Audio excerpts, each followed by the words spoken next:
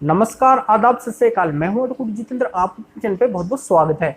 जैसा कि दोस्तों आप सभी को पता है कि अभी इंडिया के अंदर जनसंख्या काफी तेजी गति से बढ़ रही है और आने वाले कुछ समय के अंदर, कुछ सालों के अंदर इंडिया की जनसंख्या पहले नंबर पे पहुंच जाएगी। यानी कि इंडिया वर्ल्ड के अंदर पहले नंबर पे जनसंख्या की दृष्टि से पहुंच जाएगा। तो इस तरीके से देश की जनसंख्या के ऊपर लगाम लगाना अति आवश्यक है और वो कानूनी प्रक्रिया से ही इस जनसंख्या के ऊपर लगाम लगाया जा सकता है। जनसंख्या नियंत्रण कानून के द्वारा ही इस जनसंख्या का जो विस्फोट हो रहा है इसके ऊपर लगाम लगाया जा सकता है। तो इन सभी के बारे में इस वीडियो के अंदर एक एडवोकेट होने के नाते जानकारी देने वाला हूं। तो उससे पहले बता दीजिए, चैनल को सब्सक्राइब नहीं किया तो सब्सक्राइब करके बेल आइकन को जरूर दबा दीजिए। इस वीडियो को भी लाइक कर दीजिए। कोई बात पूछनी थी इस वीडियो को कमेंट बॉक्स में हमसे पूछ सकते हैं। तो चलिए शुरू करते हैं।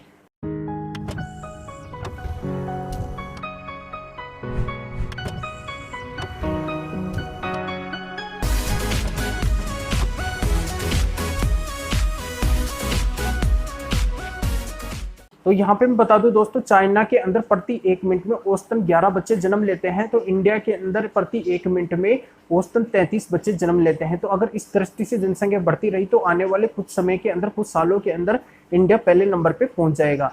तो इसके ऊपर लगाम लगाने के लिए जनसंख्या नियंत्रण कानून का लाना बहुत ही जरूरी है और वो इस तरीके से भी जनसंख्या नियंत्रण कानून लाया जा सकता है। सबसे पहले इसमें क्या किया जाएगा कि एक बिल के द्वारा जो भी नेता है और जो इसके मतलब स्पेशलिस्ट हैं, जो विशेषज्ञ हैं, उनके द्वारा एक बिल तैयार किया जाएगा। उस बिल को फिर क्या है कि मंत्रिमंडल के पास में, केंद्रीय मंत्रिमंडल के पास में भेजा जाएगा। केंद्रीय मंत्रिमंडल में यहाँ पे प्रधानमंत्री द्वारा उस बिल को देखा जाएगा और जो भी मंत्रिमंडल के जो सदस्य हैं उनके द्वारा उस बिल को देखा जाएगा। उसकी कमियों के बारे में देखा जाएगा। अगर उस बिल के अंदर कोई कमियां हैं तो वहाँ पे उस बिल के कमियों को सुधारा जाएगा और फिर उसके ऊपर कैबिनेट की मोहर लग जाएगी। अगर उनके अंदर कोई कमी नहीं है तो फिर कैबिनेट की मोहर लगने के बाद में वो बिल जाएगा लोकसभा के अंदर। लोकसभा के अंदर जाने के बाद में जो भी वहाँ पे सांसद हैं उनको एक एक प्रति उस बिल की दी जाएगी और उनको मतलब बताया जाएगा कि इस बिल में ये है। वो खुद भी देख लेंगे, वो बिल की प्रति जाएगी तो, और देखने के बाद में उसमें जो भी कमी है वो उसमें मेंशन कर देंगे और अगर नहीं है तो उसको वहां से पास करके और फिर वो बिल चला जाएगा राज्यसभा के अंदर। अब राज्यसभा उसमें कमी बताएगी। अगर उस बिल के अंदर कोई कमी है तो, अगर कमी नहीं है तो वो बहुमत के साथ में राज्यसभा से पास होके और राष्ट्रपति जी तक पहुंच जाएगा।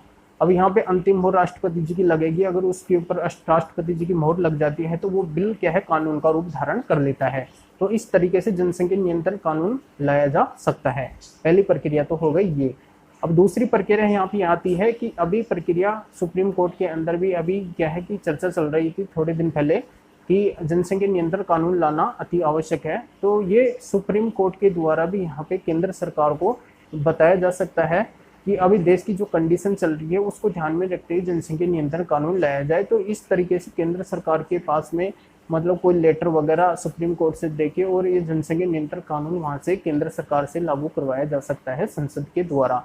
तो ये संसद में मतलब वे पहले क्या मंत्रिमंडल के द्वारा, कैबिनेट के द्वारा पास होगा, फिर लोकसभा, राज्यसभा और ऐसा होते हुए राष्ट्रपति जी की मोहर लगते हुए ये कानून का रूप, ये जनसंख्या नियंत्रण कानून बन जाएगा। और इस तरीके से ये जनसंख्या नियंत्रण कानून कोर्टों के द्वारा भी लागू कर दिया जाएगा। अगर इसकी कोई अवहेलना करेगा तो उसके खिलाफ सख्त कानूनी कार्रवाई की जाएगी। उसको मतलब जेल तक की सजा होगी। जेल भी मतलब यहाँ पर गंभीर तरीके की जेल होगी। तो इसको ध्यान में रखते हुए जनसंख्या नियंत्रण कानून पारित किया जाएगा, जिससे इसमें क्या है लिमिटेशन रखी जाएगी कि कौन कितने बच्चे तक यहाँ पे रख सकता है।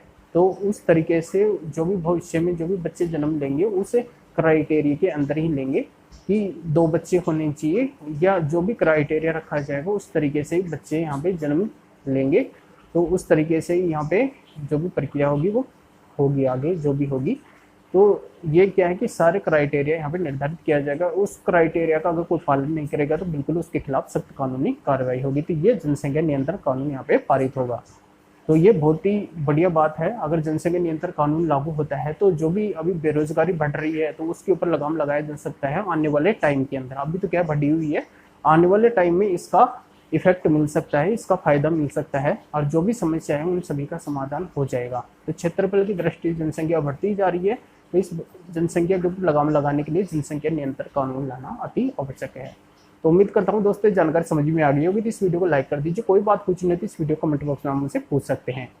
और अभी भी आपने हमारे इस चैनल को सब्सक्राइब नहीं किया तो सब्सक्राइब करते हुए बेल आइकन को जरूर दबा दीजिए। और फिर आगे मिलेंगे आपसे एक नई वीडियो नए टॉपिक के साथ में। आप सभी का बहुत बहुत धन्यवाद।